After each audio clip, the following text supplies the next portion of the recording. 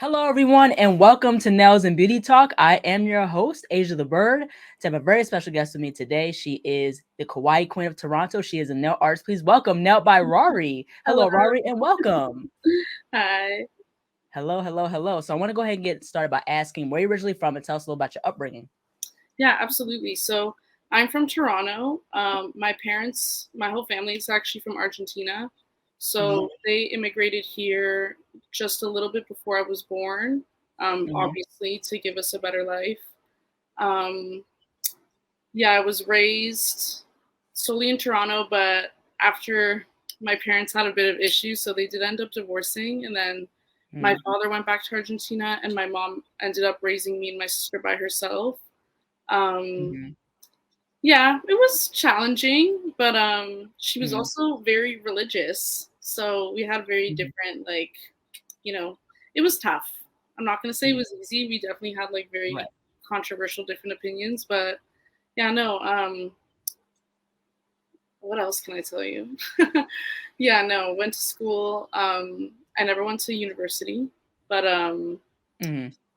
yeah, I just actually started doing nails through. It was always a passion of mine, and then I just started off of honestly YouTube.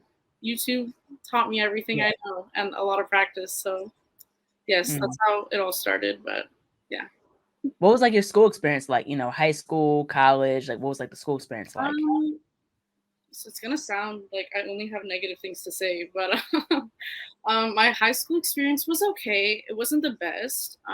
Mm-hmm. And school in general, I feel like my mom, she had very high expectations for me, and she really wanted me to be in the best area doing the best thing, so she really kind of overexerted herself to make sure I had the best, and that Mm-hmm. meant going to school with people who were like at a different tier than I was. Right. So I feel like I struggled a bit with that. It was just a lot of struggle because like they were very different from me and had different lifestyles, and Mm-hmm. I felt like I was always comparing. But then Right. when I finally got to high school, it was a little bit more open. It wasn't like Mm-hmm. one group of people, and I had a lot of fun. It was very bad. I went out a lot. I did a lot of stuff. I've changed a lot since then, but it was fun. Mm-hmm. As for university, honestly, I always struggled in a school atmosphere and environment. Like I was never textbook girly. Nothing wrong with them, but Mm-hmm. it just wasn't my style of learning, and I really struggled with that.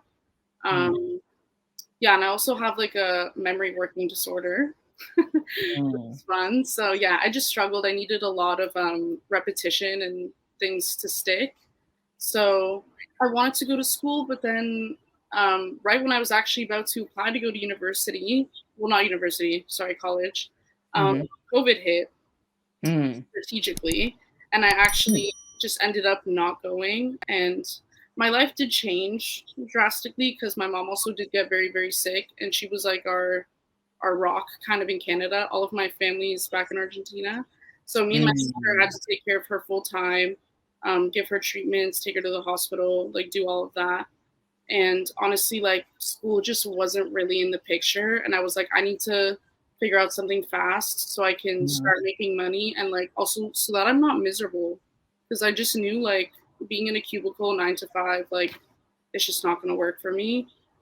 Again, nothing wrong with the people that do that. It's just not. It's not for me. mhm. But yeah. I wanna get into, regards to nails. Did you have any interest, like, prior to nails, or was nails the only thing that you've always wanted to do? I was actually very big into makeup. I Mm, feel like it was also that time, like 2015, 16 to 2019 was a very big like makeup era. But yeah, I was right, a makeup artist. I formerly worked as a certified makeup artist at Sephora, and then I mm, also did freelance. And mhm, then yeah, no, I was very big on makeup. I've always loved fashion and other things, but I would say makeup was where I thought my career was going to be headed. And then yeah, I found nails. So. mhm. Now what do you do as far as, like, freelance in terms of makeup? Um, it was okay. It wasn't as busy as I would have liked it to be. Mhm. Um, it was okay. I wasn't obsessed with it. It was very personal, but like it did give me Right, passion and happiness at the time, and it was good. But then again, I was very young, and I was mhm, not as experienced as I would like to be, and I didn't have as many connections, so I wasn't mhm, as booked. but I did enjoy Right. it at the time. It was fun. It had its good days and its bad days. Yeah, absolutely. So, how can you describe the nail scene in Toronto, Canada? Do you think the Canadian scene, as far as nails, is underrated? I think so. I feel like maybe some other artists feel differently than I do, but from my personal experience, I feel like there's not as much opportunities to work with brands or do um I don't know, like I feel like the States is a little bit more connected and Right. people know each other a lot more. Like there's more of like a unity and like I don't know, it's like nail artists are constantly shouting each other out and they have They're groups. more so community. Yeah, Hmm. there's a much bigger community, and here, I mean, you're always gonna have to work to promote your brand and advocate for it. That's always your job, no matter where you are. But I find that here you have to work like extra hard to make those connections. Hmm. And for me, I haven't had a lot of opportunities come my way. I don't know if that's because I'm where I'm located, or maybe I don't put myself out there as much. Because like I admit I'm not very I don't put my face out a lot on social media. I'm just not very comfortable. Hopefully, I'll get there one day. Right. But yeah, no, I feel like it's a little underrated compared to the States. But what I will say is that I find that the States, in terms of creativity, they're a lot more open and daring than I find in Canada. Or at least Hmm. Toronto, where I'm at, like, yes, there are artists that do kawaii or do more abstract work, but like, I don't know, the nails in the States are just that's what gave me inspiration. Also, Japan and Tokyo and Asia, but it was nails I saw from the States when I was first getting my nails done that got me inspired because they're Hmm. just so fun and open and I love it.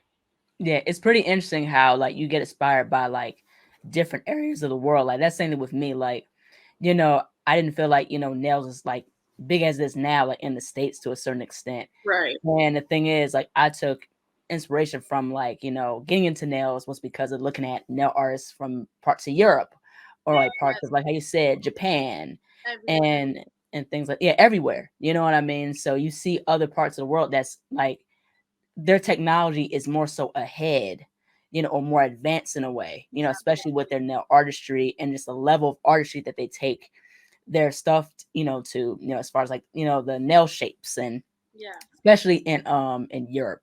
Yeah. Europe was their Yeah. stuff is amazing. Like Russia, Yes. Hungary, Yes. Poland, The Russians. Switzerland, No, you they're know really what I cool. mean? So seeing those different parts of the world of what they were doing, one stroke painting, I learned from this artist. Her name is Donna Dewberry because she's known for one stroke painting. I think she's an artist in the States, here in the States. Right. But I seen Russian, European, nail artists do one stroke paint. I was like, wow, like, I like how you do these different flowers like tulips and peonies and stuff like They're that. really So amazing.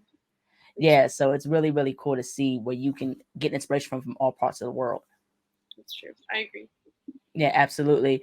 So I want to get into in regards to this. So you're known as the Kawaii Queen of Toronto. What drew your interest into the kawaii style of nail art? Do you have any interest, like, as far as like manga, anime, or was it just solely like kawaii based stuff? For me, I'm not gonna lie, I definitely was not too into anime growing up. Hmm. That's something that I was more introduced to, I want to say, in my early 20s. I'm definitely behind and have a lot of catching up to do on all the thousands of animes. Um, my boyfriend was more the one who introduced me to that, and Hmm. we've been watching some. My favorite so far is Death Note. Love Death Note. But in terms of getting into kawaii, I was actually always inspired from like Harajuku, Japan. It was always from that side. It was just like a very revolutionary fashion moment. Right, It's a very big part of their culture. So obviously, I didn't want to take away from that. I wanted to do it in my own way and how I interpret what's kawaii. right. Um, I just love it because it's so eccentric and out there, and it's just fun. And Mhm. I truly like, I fall in love with people who truly are themselves, like authentically, like crazy hair, crazy makeup, nails. Like I just love it. Right. Like I love that. So that definitely Mhm. piqued my interest, and I've always been into eccentric things. And I guess you can call it like healing your inner child, because again, I grew up very conservative, Jehovah's Witness mom, Right. um, was Hmm. not allowed to do like 90% of things. And then on top of that, she was just very like, she had her style and she was an interior designer, but like pinks and like crazy stuff was not her. Yeah. So as I Hmm. got older, I really got to experiment with that and, Hmm. just really dive into that and get to do all the fun stuff. So that's definitely what piqued my interest for sure. Mm. So you have your own nail studio where you offer acrylic nail services as well as custom press on nails. So what has been your experience having your own like nail studio? Um, it's been a journey. I feel like anyone who's had their studio can relate. I Mhm. feel like sometimes it's hard. Like you may meet some people and they're excited and they're passionate and they're like, "Yeah, let's do this spa. It's gonna be good." And then sometimes things happen, and I feel Mhm. like some people. Like for me, I started working from home, especially because I didn't have a clientele like that. And at that point, I had Right. the luxury to be able to work from home. Right. Um, and then things changed. I ended up moving, so I had to Mm. find a spot to work. And Right. I didn't have the best time, especially because I was under a salon and one that wasn't very well professionally ran. And like I just had a bit of issues. And then Mhm. again, they were profiting so much off of my work, which most nail techs have to go through that kind of like rite of passage before they can find a place. And then I found somebody else that also didn't go very well. Like I've had many trial and errors, but now I can say confidently I found a place where I'm able to work, and I'm now actually able to have creative direction on how it's going to look. So I'm excited. You're going to see everything, but it's going to be really beautiful. So Yeah. that I'm really happy. It took 3 years to get Mm. there. So yeah. Yeah, But and I like your nail art, because I like how you have that kawaii style. Like you play with yeah, pinks and different colors. So it's really, really cool to see that. thank you so much. Yeah, no, that's my life. I love Yeah, it. absolutely. So I want to get into in regards to getting your own clientele. So what has been the journey just in regards to having your own clientele? Did you find it hard in the beginning to gain a clientele? Yeah, I will say, like, I don't mean to sound corny or cliche, but patience is Hmm. your virtue because, Yeah. yeah, at first it was very slow for me. I remember when I first started, I'd have a client like once every 2 weeks, maybe two every 2 weeks, and obviously I was still learning. So in terms of having returning clientele wasn't the best because I was still learning my retention, my shaping, what Hmm. products work and don't work.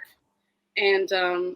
personally, for me, I feel like what works best, because every nail tech I find when they first start, at least from my experience and what I know, we Right. always want to be able to curate to everybody and be able to do marble and this and that and the third. And sometimes, like, Right. that just may not be your aesthetic. Like, for me, that's not my aesthetic. I'm not a marble acrylic flower. Like, it's just not me. And I Right. feel like I was trying so hard to engage all sorts of clientele that I wasn't even attracting the right ones. And then I would get Right. frustrated and then it kind of wouldn't work. So I feel like Right. the second I started finding my niche and what I like the best and promoting that on social media platforms and kind of like curating that audience and being like, hey, if you're looking Mhm. for this specific thing, this is something I offer. That is when everything changed. And I feel like I really built the clientele I wanted. And it was people that genuinely like admired my artistry and Right. wanted to, like explore that and do that fun stuff. And that's how I actually built my clientele. So, Yeah, yeah, absolutely. I think to add on to that, I think is also too, when you have something that is your own style that's uniquely you, people will be attracted to that. And eventually you'll attract the target market that will want that, where there's a demand for it. And I think it's also too like, of course we're a service provider and we're supposed to give people, what they want and things like that. And that's true, you give people what they want and things like that. But also too, you want to give people something unique and something that's never seen before. I mean, of course, don't give them anything, but if you have a unique style there again, it could be something that can be a demand, eventually. exactly, exactly, exactly. And I feel like some people think like Kawaii may not be profitable forever because it may be trendy and whatnot. But Kawaii has been a thing for years. It's always Right. been a thing. And Mhm. I feel like, again, like if you're into that type of style, like it'll always be something that you like to do. And again, I can obviously do other things, but yeah, Right. that's definitely my strength is kawaii, and when I'm able to freestyle, I feel like I'm really able to like produce my best work. Yeah, absolutely. Now, how would you describe the nail by Rarri style? I would, of course, kawaii, but definitely eccentric, early 2000s inspired. Um, I feel like it's just like my inner thoughts being displayed on a canvas. Right. But definitely early 2000s inspired for sure. Like that's definitely Hmm. the vibe always. Yeah, yeah, I'm the same way, like early 2000s, the 90s, and Yes. I just like how with fashion, especially with nails and stuff, it's going back to that nostalgia. So we're in this era now where it's, oh, let's go back, blast in the Exactly. past, you know what I mean, type As we should though. It was way better. I don't know why anyone changed anything. Yeah, Yeah, no. yeah, right, exactly. Like, the 90s, 2000s like had like the different trends and styles and stuff. And it's so interesting because like fashion, especially with nail art, with the nail industry, it has recycled so much with like trends. Like it would die and then come back, die off, and then come back, Exactly. so it's like a No matter what. Yeah. yeah, Hopefully it stays. yeah, yeah, yeah. Hopefully it stays absolutely. So what are some things you like about the nail industry and what are some things you think the nail industry could improve on? For me, something I really like about the nail industry is that there's like you were mentioning earlier, there's such a massive platform now and so many more opportunities. Like it actually kind of makes me sad because I know the techs in the early 2000s definitely didn't have those opportunities and like Right. probably were not even able to be as creative as they would have liked. And I feel like now like it's funny, like I'll see creators that I saw maybe 2 years ago and then they're doing like they're working for Vogue or I don't know how to explain. It's like those Mhm, opportunities are not easy, and the fact that they I don't want to say come easily. Obviously, it takes work, but mhm, they're just. I feel like I've never seen nail techs be able to get to that point or even have such a big following or mhm. have people genuinely inspired to try different styles, do different things. So that I do really love about the community, and I like that there are people that definitely give credit. That's my biggest thing, and I feel Right. like that's the downfall for me personally. I feel like, especially because compared to some others, I am a very small creator, and I feel that I was having a lot of designs kind of not copied, but kind of like it was obvious where they took inspiration, and Right. I wasn't credited for that. And it's like some people would credit me sometimes, and then they're like, "Oh, you know what? I'm gonna keep doing it this way and just not tagging her and not giving her credit." And I'd Mhm. also find that a lot of people will post your stuff on Pinterest or like on separate kind of Instagram nail inspo accounts, but they won't tag you. So they'll be kind of like not taking credit, but like they're putting your work on the internet without your consent, and then that's being blasted all over. And Right. for me, credit is the biggest thing. If you're inspired, be inspired, of course. Like we all bounce off of each other, and that's completely fine. But just give credit where it's due, and Right. I think that's for me, it's a little triggering. It Yeah. makes me really annoyed, but yeah, you learn to live with it. Like at the end of the day, you can't control it. Like it is what it is. But if it's one thing I can ask them is please credit. Yeah, Mhm. but that Yeah. is all. Yeah, absolutely. I think credibility is very, very important. And you're not the only person that talks about this. I'm There's sure I'm other not. yeah, there's plenty other nail techs and nail artists that talk about like, yo, like, bigger nail artists take from smaller nail artists. There isn't, a lot Yeah, of credit as far as nail art inspo, especially nail art set inspo.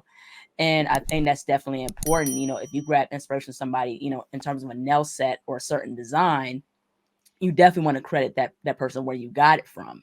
You know what exactly. I mean? So I think that's definitely very, very important. And I feel like certain nail artists, like how you mentioned about how there's some nail artists that have been in the game for years, like for 15, 20, 30 years. I don't Mhm. think those people who have been in the industry don't get enough credit.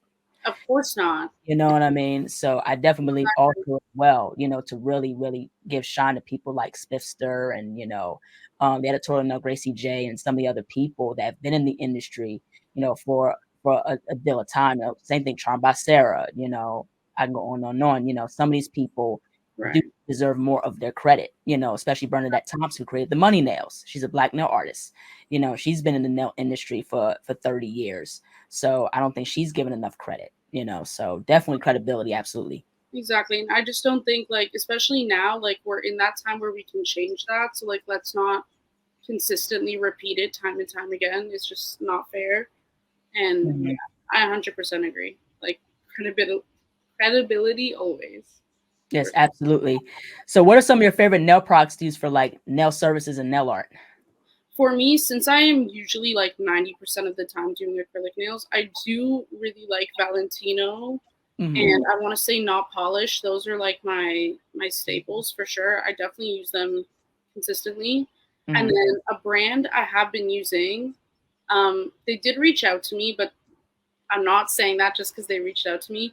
It's Madame Glam. They have Mhm. the most like pigmented gel polishes, and they smell. I don't know if you remember being a kid and being sick and getting that like banana. It was like a banana drink medicine thing. Maybe it was only in Canada. No, you don't Mhm. remember? Okay, well in No. Canada we had that, and it smells like that, like nostalgic banana medicine. So good. I love it. Mhm. But yeah, super pigmented, very rich, and they're very affordable. And I honestly, because I do a lot of Frenchies sometimes, and I need a very pigmented black polish, it Right. literally works so well. Like I absolutely love that brand so far. And Mhm. Young Nails, I love their primer, definitely my favorite. Mhm. And a lot of I don't know if you're familiar with Easy gel polish. I think so, maybe. They're also super affordable and very good. Mhm. Pigment could be a little bit better, but no, they're really good. I also love their products. And Bossy, I love their files. I love some of their gels. Mhm. Yeah, those would be like my top brands for sure. Mhm. Now, what has been the journey as far as pricing your nail services and custom press on nails? Did you find it hard in the beginning in terms of pricing? Like, what was like the journey like? Yeah, kind of like what I was saying earlier. I think I was just trying to build a clientele. Like that was my Mhm. biggest concern. So I was really trying to like everyone does this at one point, like lowball their prices a little bit, and that was Mhm. my biggest mistake, especially because I work with a lot, like I do a lot of charms and a lot of like intricate, detailed, like it takes a minute.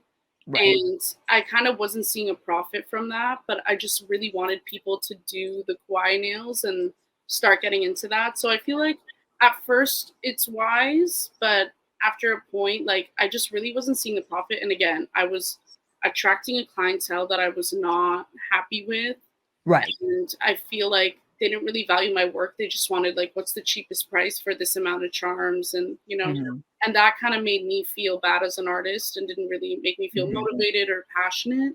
So Mhm. I found a place now where I feel like it's comfortable for my clientele. Some people are like, raise your prices, but I'm like, I'll wait, I'll wait. Um, Right. yeah, I found a place where I'm comfortable and it's profitable as well, and it works for my clients. So now I'm in like Mhm. a good space so far, but Mhm. it's a work in progress. I One thing I would say is always charge your worth. Like if you feel like your artistry is not all the way there yet and you feel like maybe your products aren't the best, yeah, maybe don't charge like immense amounts. But then again, it does have to work where it's profitable for you, and also the economy. Like it's Right. not great right now. A lot of things are hijacked in price, so it's Right. tough. But I would say just never lowball yourself too much. Like Right. what I would suggest, something I did when I was a beginner, is I would practice every single day. I would do a different nail design, different shape. I would do one day like encapsulated, one day nail art, one day you name it. I would keep practicing for months. I would practice on my friends and my sister, her friends, until I felt like I was comfortable enough to take people and charge like a realistic amount, kind of. I was still Right. a beginner, but that's what I suggest for sure. Like practice and get to the level you want to get to, and then offer your services. That way, you can price yourself accordingly and make a profit, and people won't kind of take advantage because you're a beginner. Yeah, absolutely. And I think also too, some nail techs and nail artists talk about too is the exchanging of energy and in terms of selecting clients.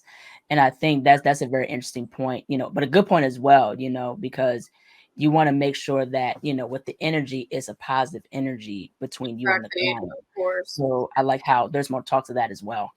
Yeah, I feel like I'm gonna be very honest.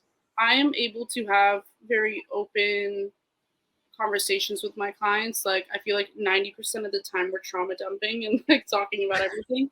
But I do like to keep it, as this may sound controversial as to what I just said, I do like to keep it very professional.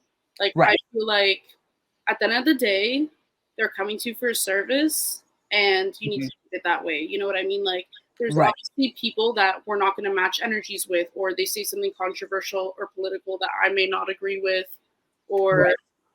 but at the end of the day, like unless they're directly disrespecting me and not following my policies, or Hmm. something other than that, then Right. that's the only time I would really be like, oh, I'm sorry, I will not be able to service you. Like Right. I feel like you just need to keep it a little not personal, but personal at the same time. Because I have a niche um, clientele, I feel like most of my clients, we have a great relationship anyways. And it's very Hmm. rare I come to Hmm. a situation like that. But I feel like, yeah, as long as you don't get too personal and like Right. keep things strictly professional, you honestly Right. shouldn't have issues. But yeah, of course, obviously there's people that like, for example, I'll have someone be like, what's up? What's the price of this? Instead of being like, hey, how are you? I would like to book. Like, and obviously that's like kind of, you know, like a little annoying as a Yeah. technician Yeah. Yeah. Right. Exactly. person. But again, like I will still handle it professionally. I will still take them, even though their energy may not be the best. Right. I'm kind of like a three strike person. Like if I feel like okay, they're super late, they're not listening to my policies, and Hmm. then I will have to respectfully decline. But Yeah. I do agree on the energy. Like it does affect a lot of things. But again, like if you curate to that type of field that you like, I feel like you're gonna find like-minded people. Hopefully, Yeah, absolutely. Yeah, and I like the point that you brought up because it's definitely you still got to be professional. You yeah. know what I mean? And the thing is, it's about business at the end of the day. We're You know not what I'm meant to saying? be friends. Yeah, Yeah, right. Yeah, yeah, yeah. You know what I mean? At the end of the day, what we're doing is a business. You know what I mean? That's like saying with a college or any type of business. It's about business at the end of the day. So, it's definitely you're gonna run to different personalities. And that's what I dealt with in terms of when I worked in a spa my last year of college. I've dealt with different personalities and stuff like that. And of course, for the most part, people had very good positive energy and things like that. We would chat and talk and stuff, but I also have to I'm still a service provider. Like there again, I started to provide and complete the service for what they in terms of what they want. So, definitely, it's not always about the personal, it's definitely about professionalism as well. yeah, exactly. And at the end of the day, you want to be seen as a professional person instead of someone who like takes you based off the vibe or not. Like, is not gonna. Right. No, no, no. I don't agree. Mhm. Like, you're gonna get funny cookies all the time. And the thing is, like, unfortunately, and I think some people, I learned this the hard way. It's the service industry. Like, some people genuinely, like, they don't see you as a human. They see you as a service provider at Right. their beck and call when you need them. So obviously, set boundaries with them. But a lot of people don't really like see you as a person sometimes. It's just that you're a service provider. It's the same like if you're working at a restaurant, if you're just giving a service, like some people like they have this weird like I don't know, sometimes they don't know how to socially interact with the service provider normally. Like we're Mhm. human. We're just like you. We have friends, we go out, like I don't know. At least that's my experience from it. So I feel like you kind of have to like take your personal out of it. But Right. again, if it's like the worst person ever, obviously don't take them. But yeah, that's something I've learned. You just have to,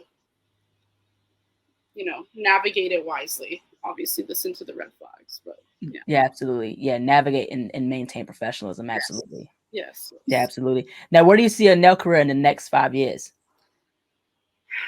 Honestly, My plan originally was that I wanted to have my own shop and, kind of go from there. And I wanted to work with celebrities and do this and do that. But as I'm getting older and I'm more well in the industry a little bit now, I'm still a baby. I've only been in it for 3 years.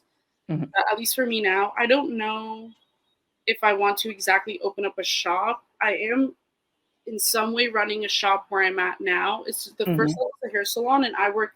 The basement is where I work, and mhm, then I'm gonna kind of curate and make that area my own. So mhm. far, I'm comfortable with that, and I'm happy with where I'm at. I would definitely like to tour the states. I would love to do that, and I would love to go to. I would love to explore different clientele there and make connections. In terms of nails, at one point I will have to actually like stop doing acrylics just for my health wise. Because arthritis is arthritising. Yeah, and obviously being Mm, exposed to those chemicals on a daily basis is not good for you. right. And the back problems, every nail tech knows. But I would like to at one point just do content and press ons because I feel it's a little bit less manual labor. And honestly, Right. my dream is just to travel. I would love to travel and I would love to work with magazines. I would love to work with creative directors. I would love to do stuff like that. But Mhm. yeah, and my dream, like originally, was always to work with celebrities. But I feel like I He don't was know like, if I "No." really, I don't know if I really want to be involved in that world, and I don't know if I want to.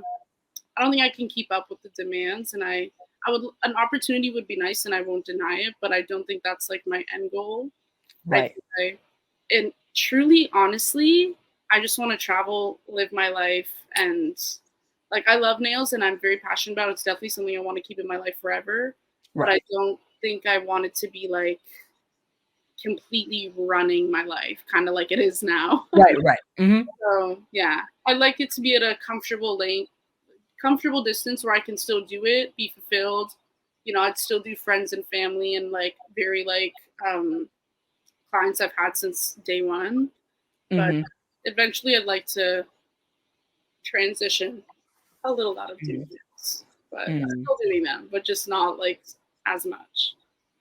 Yeah, yeah, right, absolutely. And the thing is with like the acrylic, yeah, I'm not a big fan of acrylic because acrylic is just very toxic. It's just the monomer. It's just Yeah. on the smell and No, stuff. the thing is, like, I'm an acrylic girly. Like, I can't. I I don't know. I can't work with anything else. And I think, sorry, this camera. Um, I think I've mastered acrylic in my minds in terms of like application and shaping. So like, I just Right. know it. It just works for me. I do want to look into working with I don't know if it's polygel or like a prey. I don't know if I'm saying this properly. It's like you apply the product and then you press the tip on, put in the UV, and You then talking about Gel X? yes, Apres Gel X? relax. Oh my goodness, she's slow. Sorry, but yeah. Oh, good. Yeah, I would definitely like to look into that just so that one, I have something else to offer that's a little bit more modern, but Mhm. I also like don't have so much exposure to the acrylic and the dust and like you said, Right. fumes and whatnot. Yeah. Yeah, yeah. It can be very toxic. And also too, I like how more people are talking about now the whole thing with acetone and gel in terms of airbrushing, and that's not good for you in itself. Oh, the You know, airbrushing? yeah, yeah, the airbrushing as far as like with gel and acetone. I don't know if you heard about Oh that. yeah. Yeah, yeah. So people are, are talking about like the dangers of that, and especially with gel. Like, you know what I mean? Gel, you're not supposed to use it with your bare hands because you can develop allergies and things like that. And Yes, so, I learned. I have all sorts of little like lesions and stuff now. Yeah. yeah, I used to work with gel with my hands, and I wear gloves now. So, Yes, for but sure. I but do as but well. good thing that it's a good thing that people are speaking more Yeah. about these certain things and saying, hey, like be cautious of these things, make sure you wear gloves and make sure you're safe while you do these different nail services. Yeah. Yeah. No, at first I was being a little reckless. I feel like I was like, yeah, it's fine. And then no, I started realizing I'm like, no, you really do have to take care of yourself, especially in this industry where you're constantly working with that. And Right. yeah, like I definitely have like a little bit of stuff on my hands, sadly. But yeah, I do take the precautions now. I used to wear regular masks, and I wear like a thick construction like N95 mask in Yeah. case I can't get in, and just gloves, and constantly replacing them with each client, and yeah, doing the best I can to avoid that stuff. Yes, absolutely. So if you had a top 5 list of your favorite nail artists, who would they be and why? My first one for sure, it's Parvi Studios. I don't know if you're familiar with her work. I swear she's by Maryland. I can never say that properly, but you should really check her out. Her work is phenomenal. She's an artist through and through. She, even her work on a canvas is just like she's just phenomenal. Extremely underrated. Her abstract work is amazing, and she's definitely the best press on artist I've ever seen, like in my life. Like she's Mhm, just so underrated. Like we mhm, talk about this all the time. Like, and her designs are taken constantly. So yeah, mm, she's amazing. You should definitely check her out after. Somebody I actually wrote them down because, like I said, memory not the best. So I mhm, have, where are they? There's somebody I recently saw. Their name is Sully's Nailography. I really like their work because it's very clean, and I don't mhm. know what camera she uses, but it's literally, or they, I'm not sure the gender, but it's literally like so crispy. It, her work is like meticulous. It's so clean. Like myself, I'm not the biggest nail art queen, like in terms of like abstract detailed Mhm. painting the nail art. That is not my Right. strength. It's definitely something I'm trying to improve on and get better at. But her work is really good. And Mhm, then somebody else, their name is Dalsby. I think she's based in Paris. Her work mm, is very like dreamcore, ethereal, mhm. very early 2000s, trashy but good trashy. I Okay. love anything trashy. I'm there. But yeah, her work is really nice too. I really like it. And she also has like this really fun, like dreamy filter thing she does. I don't know. I just love her work. And then somebody else called Sucre Furby. I don't know if I'm pronouncing it properly. They're based in Japan, I believe. Her work is beautiful. Like definitely the Mhm, Japanese aesthetic to a T. Like she does a lot of 3D nail artwork. She also uses charms. I really like her work as well. And then somebody else is Rojo Seven Nails. So I think she's based in Mexico. She does the very like early 2000s curved duckies, like everything. She does do a lot of airbrush designs too, but they're beautiful. I love them. Her nail art is also really nice, and she definitely inspires me a little bit too. So yeah, those are like my top five for yeah, sure. that's cool. Last but not least, where can people find you on social media and how can people support you and your business? Instagram is definitely like where you can find me the easiest. TikTok took down my last account I had to reasons unknown because I really don't post controversial anything, and I just post the nails, but for some reason something happened. So I do have a new Yeah, I TikTok. remember you talking about that. Yeah, it's Mhm, nailed by Rarri 999. It's just the same one as before, just with the 999. And yeah, so they can reach me there. Those are the two social media platforms I use the most. So TikTok and Instagram, and they can mhm. DM me for an appointment whenever they would like. Yeah, social media's act kind of weird because as a recent, like for me, like I was like blocked for one day from commenting because they was like Instagram was like, due to certain action, you can't comment until the next day. I was like, Yeah, I don't know. It's very weird. And me, I'm not very good with technology. Like I'm actually really not good with that stuff. I'm not a tech person. I'm not good at editing, so I don't know. It's a mystery to me. yeah, yeah, social media is it can be interesting, Yeah, it's definitely hard to get a handle of. I try my best on TikTok. Mhm. Keep it simple.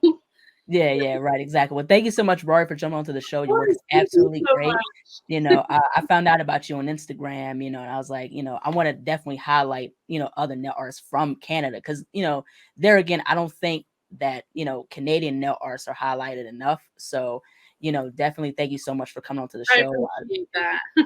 I really enjoyed Thank this you. conversation, so keep up with what you're doing and just thank you so much. I will. Thank you so much. I had a great time. Thank you. Yes, take care. Take care. Bye. Bye-bye. Hello, everybody. Thank you all so much for watching. Please like, comment, share, and subscribe to the channel. Be sure to click the bell for notifications. Also, follow me on my social media platforms and visit my website, ASIATHABIRD.com, and be on the lookout for more interviews to come very soon. Take care, stay healthy, and stay beautiful. Bye-bye.